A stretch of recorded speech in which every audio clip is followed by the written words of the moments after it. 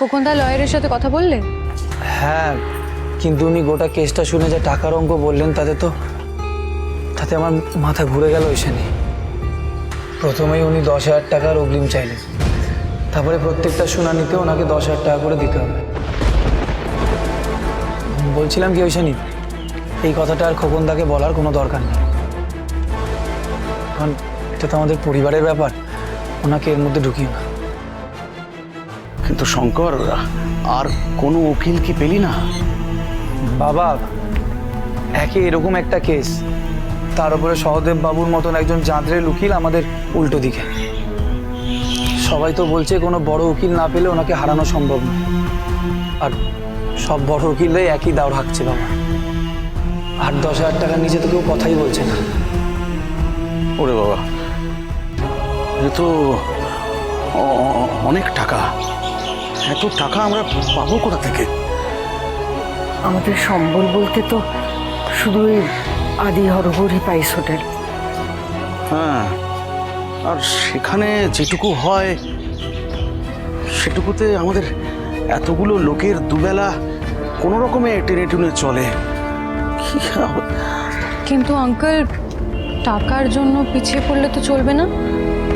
যেভাবেই হোক আমাদের টাকা জোগাড় করতেই হবে, যেভাবেই হোক এই কেসটা আমাদের লড়তেই হবে।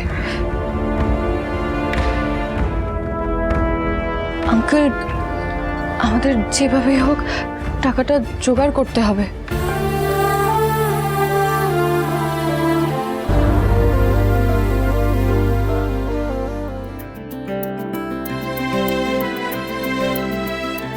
আরে, ওরা তো এদিকেই আসছে। কারা গো ইসমাত মেয়ে?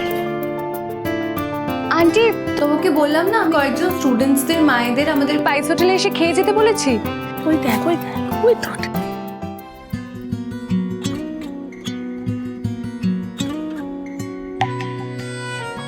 আসুন আসুন, আপনারা সবাই খাবেন তো? চলো খেয়ে দেখি। আসুন, বসুন, প্লিজ আসুন। শঙ্কর, দিবাকর, শিউলি, খাবার দাও, বসুন।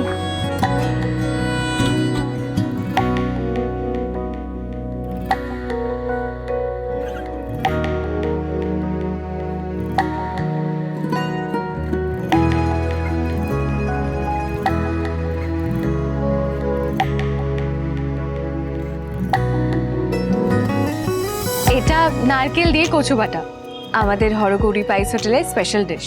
একবার খেয়ে দেখুন।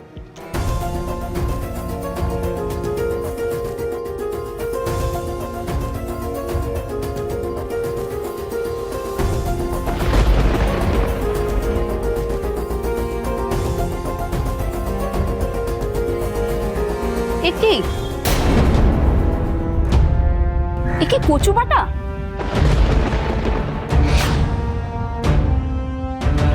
আমি তো বুঝতেই পারছি না, কচু বাটা নাকি অমৃত। সত্যি দারুণ হয়েছে খেতে। ওই একটু তো গলা কুটকুট করছে না। কি দিয়েছেন বলুন তো? তেঁতুল, কাঁচা লঙ্কা, সর্ষে, পোস্ত আর তেঁতুল একসঙ্গে বেটে ওই কচু বাটা আর নারকেল কোড়া দিয়ে ভালো করে মাখতে হবে। তার উপর কাঁচা সর্ষের তেল দিয়ে আরেকবার মাখতে হবে, তবে এরকম স্বাদ হবে। ও সেজো বৌমা, দিবাকর, ইসমাত মেয়ে, বাকি যা যা হয়েছে সব দাও। হ্যাঁ আন্টি।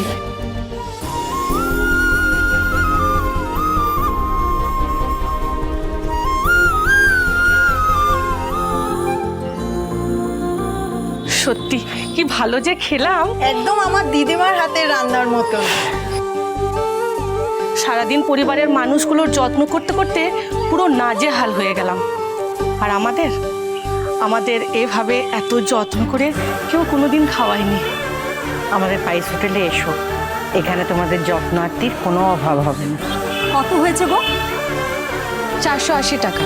কি বলছো গো? এত ভালো খাবার আর এত কম দাম? দাঁড়াও, আমি দিচ্ছি। আমরা এখানে রোজ আসবো।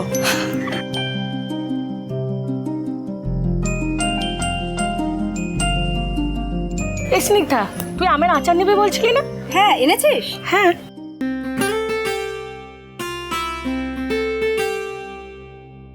আচারগুলো বুঝি তুমি বানিয়েছো? না না মাসিমা, এই আচারগুলো আমি বানাইনি, আমার শাশুড়ি মা বানিয়েছেন। আসলে আমার শাশুড়িমা আচার নয়, খুব ভালো জ্যাম জেলিও বানায়।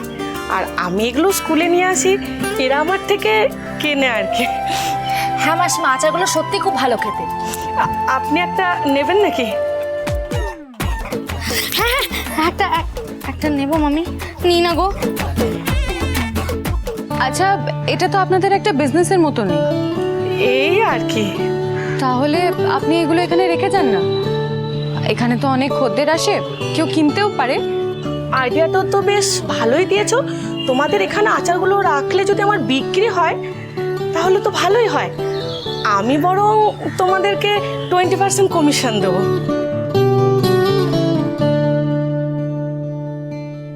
রাখি, কটা আছে আপনার কাছে? এখন তো 5টাই আছে। হ্যাঁ 5টাই রাখি আমরা, কেমন কি বিক্রি হচ্ছে দেখে আপনাকে জানাবো। Thank you. এভাবেই একটু একটু করে যদি হোটেলের রোজগারটা বাড়ানো যায়। এই তাড়াতাড়ি চল, আমাকে আবার একটু মলে যেতে হবে। কেন? শপিং মল কেন?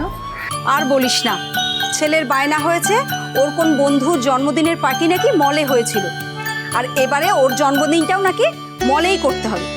কি করবো বল, ও তো এত কিছু বোঝে না।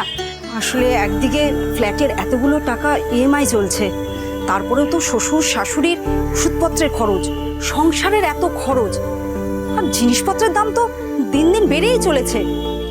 তবু ছেলের জেদ, জানি না বাবা সব কিছু সামাল দিতে পারবো কিনা। একটা কথা বলবো যদি কিছু মনে না করেন? হ্যাঁ বলো। আচ্ছা, আপনার ছেলের জন্মদিনের পার্টিটা মলের বদলে আমাদের পাইস হোটেলে করা যায়? কি বলছো তুমি? এই হোটেলে? দেখো, আমরা একটু দুপুরে খাবো বলে তোমাদের এখানে এসেছিলাম, তার মানে তুমি এই হোটেলটাকে কি মনে করছো?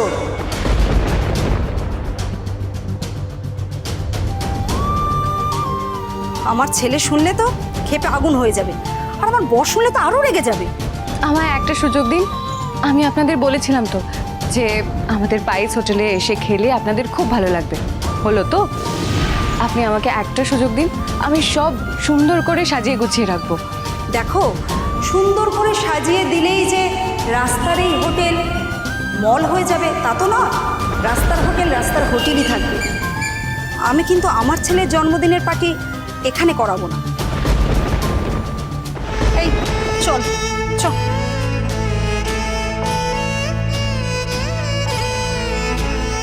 ইস, বার্থডে পার্টিটা যদি এখানে করতে পারতাম।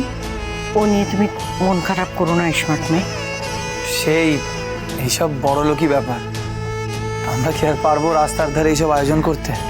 আলবাত পারতাম শঙ্কর, তাক লাগিয়ে দিই। সবাইকে দেখিয়ে দিতাম যে একটা ছোট্ট পাইস হোটেলেও কি করে বার্থডে পার্টি সেলিব্রেট করা যায়। তাছাড়া ব্যবসাটাকে তো আমাদের বড় করতে হবে। বাড়ি আর হরগৌরী পাইস হোটেল ফিরে পাওয়ার লড়াইয়ে আমাদের অনেকটা টাকার প্রয়োজন। কালকে কোর্টে যে কি হবে কে জানে। ঠাকুর আছেন শঙ্কর, একটা না একটা পথ ঠিক বেরোবেই।